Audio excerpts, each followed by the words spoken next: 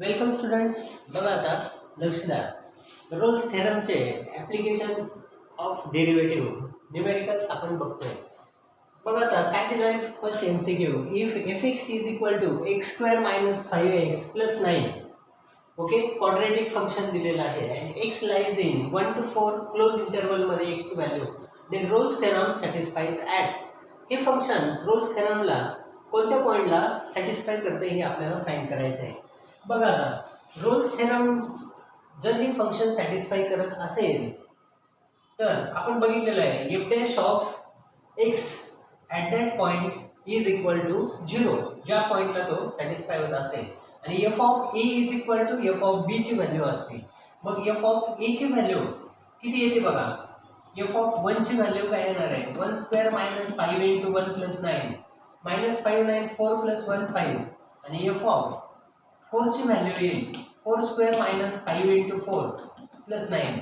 So 5 into 4 20 minus 20 आणि 9 minus 11 plus 20 आणि yes minus 11 आणि प्लस 16 किती येणार 5. म्हणजेच f of 1 is equal to f of 4 च्या व्हॅल्यूज आहेत.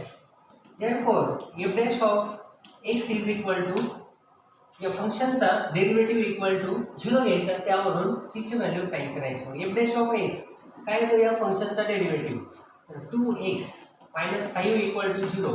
यावरून x ची व्हॅल्यू किती मिळाली 5/2 म्हणजे 2.5.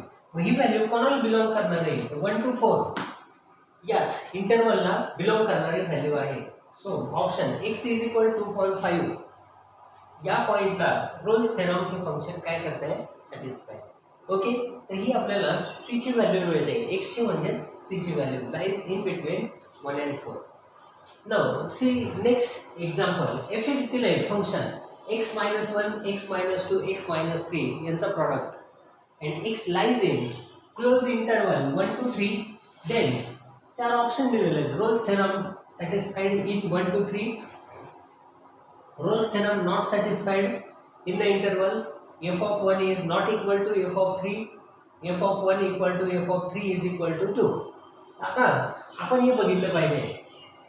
चेक करा आता कंडिशन. एफ एक्स हे जे फंक्शन आहे ते या फंक्शनमध्ये फंक्शन मल्टिप्लाय केलं पॉलिनॉमियल फंक्शन आहे आणि every polynomial function is continuous in its domain. या डोमेनमध्ये काय असतं continuous. It is also differentiable. So check its applicability of Rolle's theorem. F of 1 f of a म्हणजेच f of 1 ची value काय होईल 1 minus 1 0 आणि f of 3 ची व्हॅल्यू काय येईल 3 minus 3 0. ही सुद्धा 0 येते. म्हणजेच f of 1 is equal to f of 3. f of 1 f of 3 ची व्हॅल्यू कशी आहे इक्वल. म्हणजेच रोल्स थेरम ते फंक्शन त्या इंटरवलमध्ये सॅटिस्फाय करत असलं पाहिजे. एफ ऑफ 1 एफ ऑफ 3 च्या व्हॅल्यू 0 येतात 2 येत नाही म्हणजे हा ऑप्शन इनकरेक्ट. सी ऑप्शन पण इनकरेक्ट. आणि Rolls theorem not satisfied in 1 to 3 असं त्यांनी म्हटलेलं आहे. या फंक्शनला जर आपण डिफरन्शिएट केलं तर x ची एखादी तरी आपल्याला व्हॅल्यू मिळणार आणि जी व्हॅल्यू काय असेल त्या 1 to 3 च्या मध्येच बिलॉंग करणारी ती व्हॅल्यू असेल. ओके, तर फंक्शन हे जे फंक्शन आहे ते रोल्स थेरमला काय करत आहे सॅटिस्फाय. चेक करा आता एफ डॅश ऑफ एक्स काय होईल याचा डेरिव्हेटिव्ह. तर यू व्ही आणि डब्ल्यू तीन फंक्शनचा प्रॉडक्ट आहे. तर फर्स्ट फंक्शनचा डेरिव्हेटिव्ह काय येणार 1. हे दोन्ही तसेच याला मी प्रॉडक्टच्या फॉर्ममध्ये लिहितो. X square minus 3x minus 2x minus 5x plus 6. Okay, नंतर सेकंड फंक्शनचा डेरिव्हेटिव्ह पहिला आणि तिसरं फंक्शन त्यावेळेस कॉन्स्टंट काय येणार x square minus 3x minus x minus 4x plus 3 plus third फंक्शनचा डेरिव्हेटिव्ह त्यावेळेस फर्स्ट सेकंड कॉन्स्टंट यांचं मल्टिप्लिकेशन येणार x square minus 3x plus 2. हे F x F dash of x ची व्हॅल्यू मिळाली आणि इट इज इक्वल टू 0 म्हणजेच x square 3 मिळाले 3x square minus 12x plus 11 is equal to 0. तर यालाच आपण जर सॉल्व्ह केला याचा बी स्क्वेअर मायनस 4x किंवा यावरून तुम्ही x ची व्हॅल्यू फाइंड करा. ते कोणाला बिलॉंग करणारे असेल 1 2 3 या पॉइंटलाच बिलॉंग करणारे त्याची व्हॅल्यू येईल. चेक करा 1 पॉइंटला याचे रूट जे आहेत 3 - 12 -9 + 11 किती येत आहे ते 2 आणि 3 पॉइंटला 3 स्क्वेअर 9 × 3 27 - 36 -9 आणि +11 2. ओके, तर या पद्धतीने या दोघांच्याच मध्ये बिलॉंग करणारे आपल्याला व्हॅल्यू मिळणार आहे. तर याचा ऑप्शन काय आहे? Option A, Rolls theorem satisfied in the interval 1 to 3. Okay, question number 2 याचं ते आन्सर आहे. आता नेक्स्ट क्वेश्चन मध्ये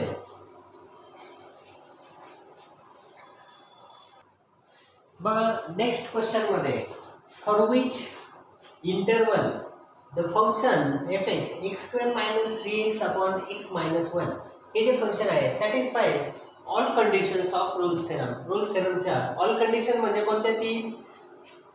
the function is continuous, function is differentiable in the interval and f of a is equal to f of b. Okay, आता हेच आपण बघू. याच फंक्शनला इंटरवल त्यांनी दिलेलं आहे. फॉर विच इंटरवल, कोणत्या इंटरवल मध्ये रोल्स थेरमला हे फंक्शन काय करत आहे? Conditions of Rolle's theorem satisfy. f(x) is equal to x common घेतला मी x - 3 / x - 1. ओके, मग आता हे जे फंक्शन आहे रेशो आहे, दोन फंक्शनचा ratio. It is a rational function, it is continuous.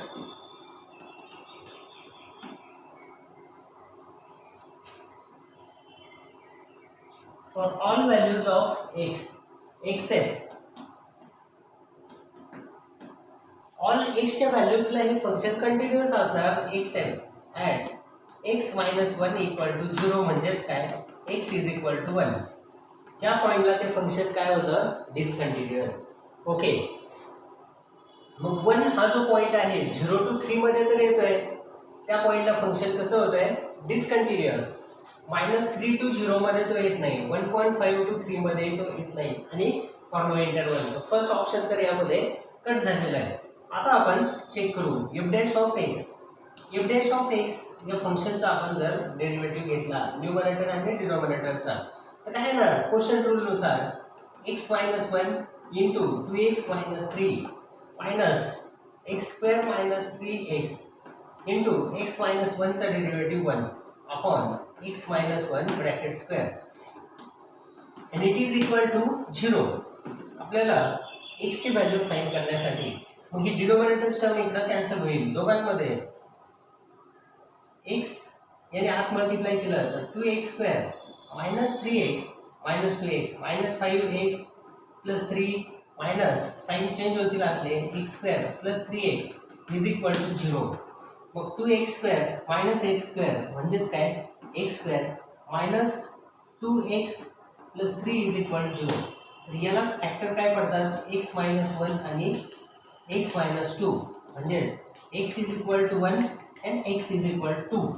तर या इंटरवल मध्ये रोल्स थेरम हे फंक्शन काय करतं? Satisfy 1 to 2. पण 1 to 2 हा कोणताही इंटरवल इथं दिलेला नाही. म्हणजेच फॉर नो इंटरवल, या दिलेल्या इंटरवल पैकी कोणत्याच इंटरवल मध्ये function is not satisfies the all conditions of Rolle's theorem. Okay, तर 1 to 2 या इंटरवल मध्ये फंक्शन सॅटिस्फाय करत होतं. 1 to 2 इंटरवल दिलेलं आहे.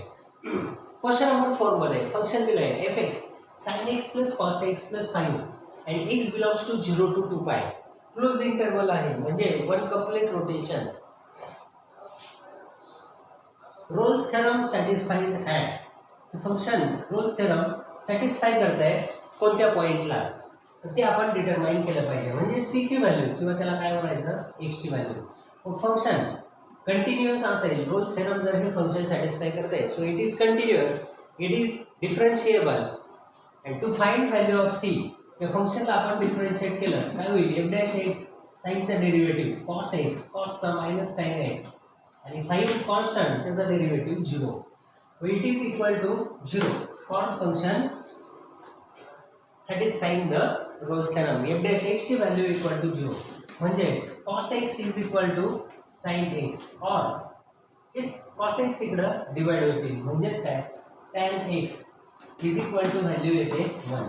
आता याचं सोल्युशन आपल्याला काढायचं. tan x ची व्हॅल्यू 1 व्हॅल्यू आहे tan पाय बाय 4 यालाच काय लिहिता येईल tan पाय प्लस पाय बाय 4 याची व्हॅल्यू येते 1. आता या 1 कंप्लीट रोटेशन मधल्या x च्या व्हॅल्यूज कंपॅरिझन केलं तर x is equal to pi by 4 or पाय प्लस पाय बाय 4 म्हणजेच काय 5 पाय बाय 4. तर या दोन्ही व्हॅल्यूज 0 टू 2 पाय 1 कंप्लीट रोटेशनला बिलॉंग करणार आहे. तर याच पॉइंट्सला ते फंक्शन रोल्स थेरम सॅटिस्फाय होतो. Okay x is equal to pi by 4 and 5 pi by 4 या पॉइंट्सला function satisfies the conditions of Rolle's theorem. Okay, now next question.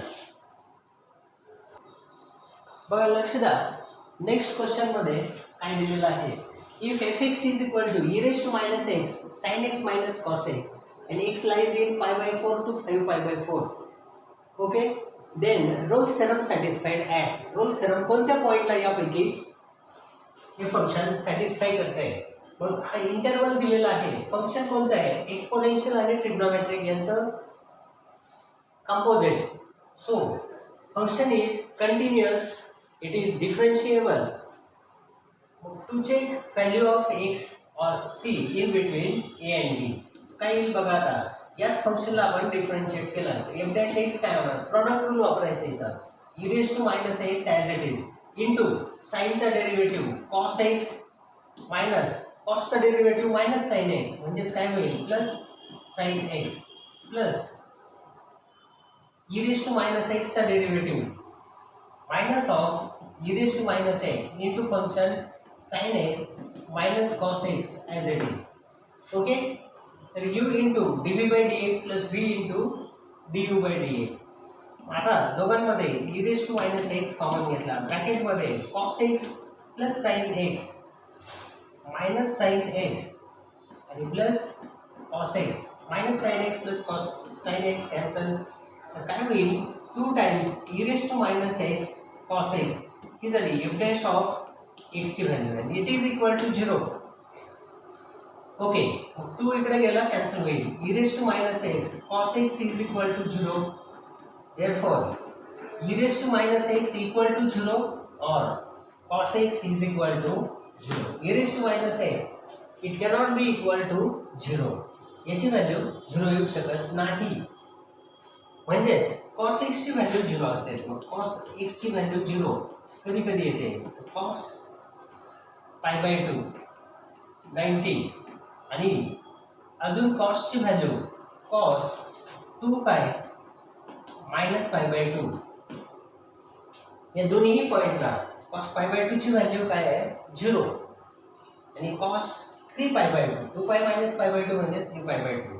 Compare केलं आपण याला तर x च्या values x is equal to pi by 2 आणि दुसरी व्हॅल्यू काय मिळणार 4 पाय मायनस पाय म्हणजे 3 पाय बाय 2. तर या दोन्ही व्हॅल्यूज कोणाला बिलॉंग करणारे आहेत lies in pi by 4 to 5 pi by 4.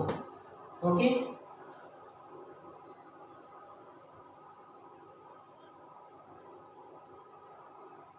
to 25 3 pi by 2 270 3 pi by 2 not belongs to okay only x is equal to pi by 2 it belongs to pi by 4 to 5 pi by 4 5 pi by 4 म्हणजे किती 225 degree and x is equal to 3 pi by 2 not belongs to pi by 4 to 5 pi by 4. Okay म्हणजेच या पॉइंटला function Rolle's theorem satisfy करत नाही. Only x is equal to pi by 2 याचा option काय आहे तो ए. ओके नेक्स्ट 6 नंबर मध्ये if Lagrange's mean value theorem holds for the function satisfy करत आहे लॅग्रांजेस मीन व्हॅल्यू थेरमला in interval 0 to 1 then c is equal to c ची value आपल्याला फाइंड करायची. मग काय फॉर्म्युला काय त्याची डेफिनेशन सांगते f dash of c is equal to f of b minus f of a upon b minus a, b minus a. Okay, f dash of c या फंक्शनचा एक्स ने आत मल्टिप्लाय केलं तर काय येईल 2x मायनस एक्स स्क्वेअर. त्याचा derivative काय येणार 2 मायनस 2x म्हणजेच 2c आणि it is equal to f b. B ची व्हॅल्यू आहे 1. एफ बी ची value 1 into 2 minus 1 1 minus f of a, a ची व्हॅल्यू आहे 0 0 upon b minus a 1 minus 0 1 म्हणजेच 2 minus 2c is equal to 1. यावरूनच काय येणार 2c is equal to 1, c is equal to 1 half. c ची value मिळाली 1 half आणि जी कोणाला बिलॉंग करणार आहे 0 to 1. यालाच बिलॉंग करणारे c ची व्हॅल्यू आहे 1 half. Okay, see next question बघा. नेक्स्ट क्वेश्चन 7 नंबर मध्ये काय दिलंय. If mean value theorem, Lagrange's mean value theorem holds for the function Lagrange's mean value theorem satisfy करते in the interval 0 to 4, then c is equal to, c ची value आपल्याला find करायची. Okay, बघा आता 0 to 4 मध्ये Lagrange's mean value theorem function satisfy करते म्हणजे F dash of c is equal to f b minus f a आपण b minus ए. त्याआधी आपण फंक्शनला डिफरन्शिएट करून काय व्हॅल्यू येईल एफ डॅश ऑफ एक्स काय येणार फर्स्ट फंक्शनचा डेरिव्हेटिव्ह एक्स मायनस 1 चा डेरिव्हेटिव्ह 1 इंटू हे function x square minus 5x plus 6 second ब्रॅकेटचा डेरिव्हेटिव्ह फर्स्ट थर्ड कॉन्स्टंट काय होईल x square minus 4x plus 3. नंतर थर्ड ब्रॅकेटचा डेरिव्हेटिव्ह 1 आणि फर्स्ट टू ब्रॅकेटचं multiplication x square minus 3x plus 2 म्हणजेच ते येणार 3x square minus 12x plus 11 f dash of c ची व्हॅल्यू. ओके,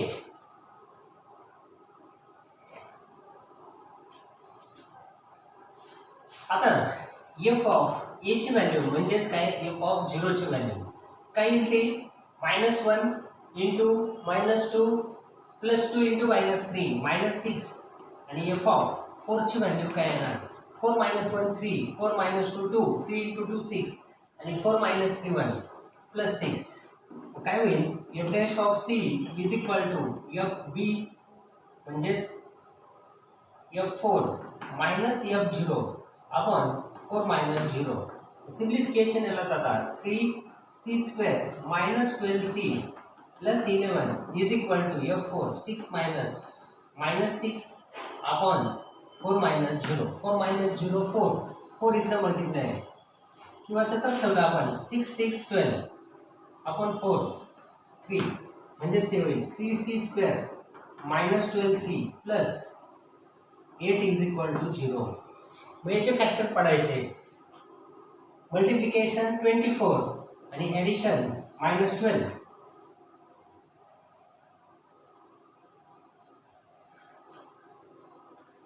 यालाच आपण फॉर्म्युला मेथडने डायरेक्ट फॅक्टर पडणार नाही. 6 4 8 3 11 12 2 c is equal to -b म्हणजेच 12 plus minus square root of b square minus 4ac 144 minus 4ac 96 upon 2a 2 into 3 6. तर हीच काय येतं 12 plus minus square root of 8 carry 1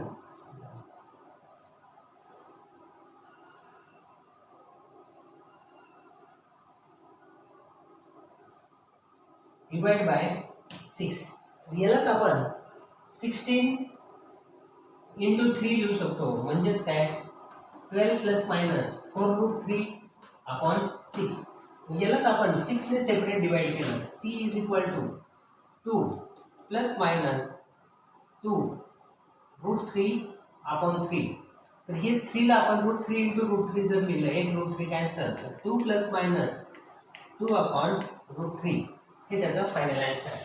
मग 2 प्लस मायनस 2 अपॉन रूट 3 याचा option आहे बी. ओके, ही झाली त्या सी ची व्हॅल्यू. त्या लॅग्रेंज मीन व्हॅल्यू थेरमला ते फंक्शन सॅटिस्फाय करण्यासाठी. मग आता 8 नंबरमध्ये काय दिलं, if Lagrange's mean value theorem holds for the function. Function satisfy करताय, सी ची व्हॅल्यू कॅल्क्युलेट करा 1 to 3 या इंटरवलमध्ये. सांगा एफ डॅश ऑफ एक्स काय होईल, एक्सचा एक्स रिस्पेक्ट डेरिव्हेटिव्ह 1.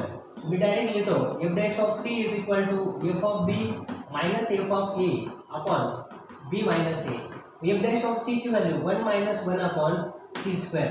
एक्सचा एक्स रिस्पेक्ट डेरिव्हेटिव्ह 1 आणि 1 अपॉन एक्सचा minus 1 upon x square. F dash of c काय होईल 1 minus 1 upon c square is equal to f b. 3 value जर आपण सबस्टिट्यूट केली तर 3 प्लस 1 बाय 3